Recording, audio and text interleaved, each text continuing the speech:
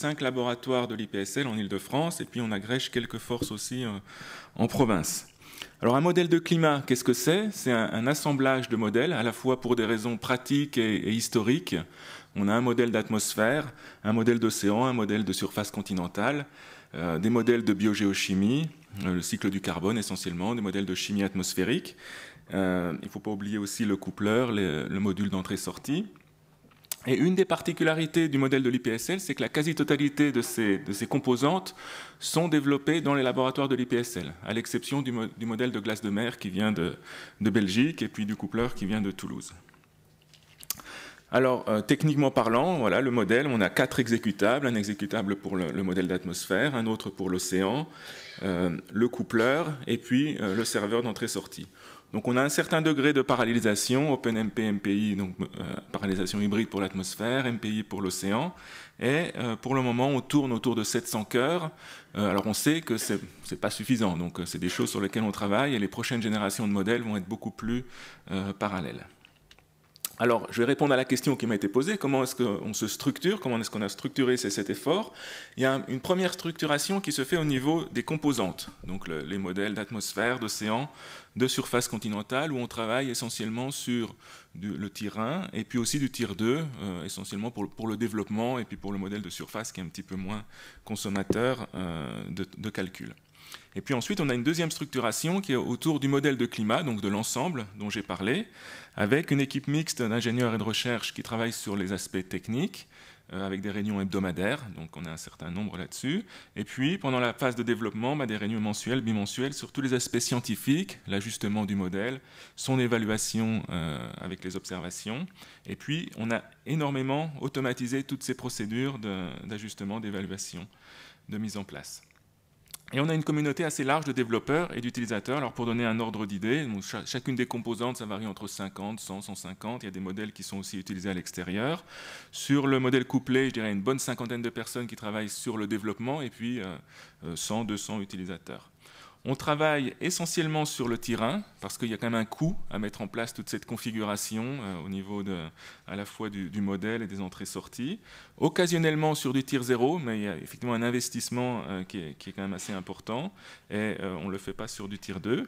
Et une clé, un aspect vraiment clé, c'est les bonnes relations qu'on entretient avec le TGCC et l'IDRIS sur cette configuration pour vraiment tirer le meilleur parti des modèles et des calculateurs.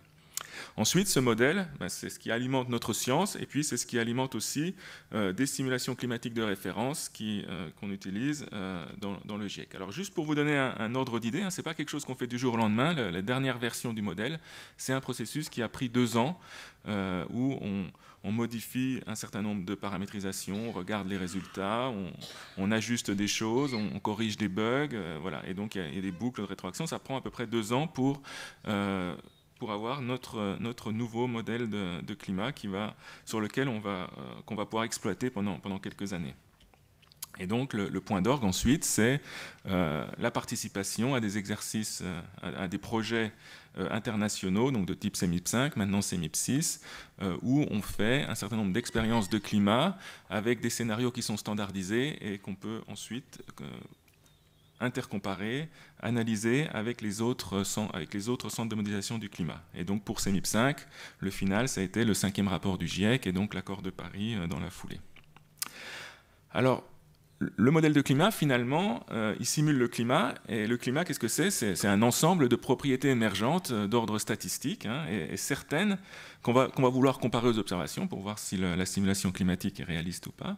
Et certaines peuvent demander des simulations très longues. Donc là, je montre un exemple qui est la convection océanique profonde en Atlantique Nord. On n'a rien dans le modèle qui dit qu'il faut qu'il y ait de la convection profonde dans l'Atlantique Nord. C'est une propriété qui va ressortir du climat, et on est assez satisfait de voir qu'on a un certain nombre de versions du modèle maintenant qui simulent de la convection océanique aux bons endroits. Donc en mer du Labrador, il y a des observations en haut à gauche et puis différentes versions du modèle en bas.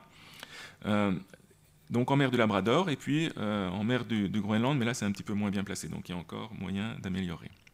Autre exemple, là on a nos premières simulations au demi-degré, donc demi-degré ça fait à peu près 50 km dans les tropiques, donc c'est la haute résolution pour nous, on commence à avoir des choses qui sont intéressantes pour regarder l'échelle synoptique, donc l'échelle typique météorologique, qui est importante pour tout ce qui est impact du changement climatique et ensuite politique d'adaptation. Donc là, on a les isobars à la surface, les précipitations en couleur et la couverture nuageuse qui continue de nous poser problème en niveau de gris.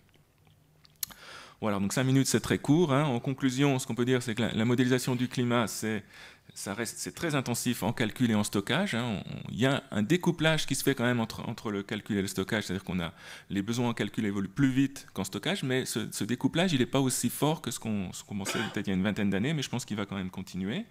Pour CEMIPSYS, on a eu une allocation de 270 millions d'heures sur 3 ans, peut-être une grosse moitié pour la partie développement, mise au point du modèle, une petite moitié pour la partie production qui va commencer maintenant pour contribuer justement à cet exercice CEMIPSYS d'expérience climatique standardisée.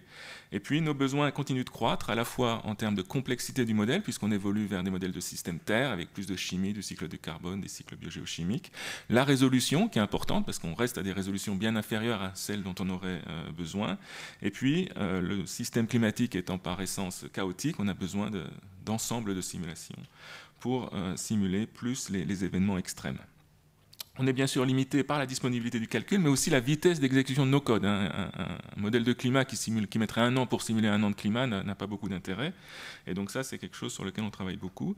Les évolutions à venir, je l'ai dit, plus de parallélisme, mais aussi on va peut-être évoluer vers un modèle, vers un schéma où on développe notre modèle de manière plus continue, plutôt que par période, ce qu'on faisait jusqu'à maintenant. Je pense qu'on va avoir des modèles de climat, des versions beaucoup plus régulières dans le temps, peut-être tous les ans, ce qui nécessite pour nous d'avoir une vision pluriannuelle du calcul dont on peut disposer, et puis bien sûr des architectures.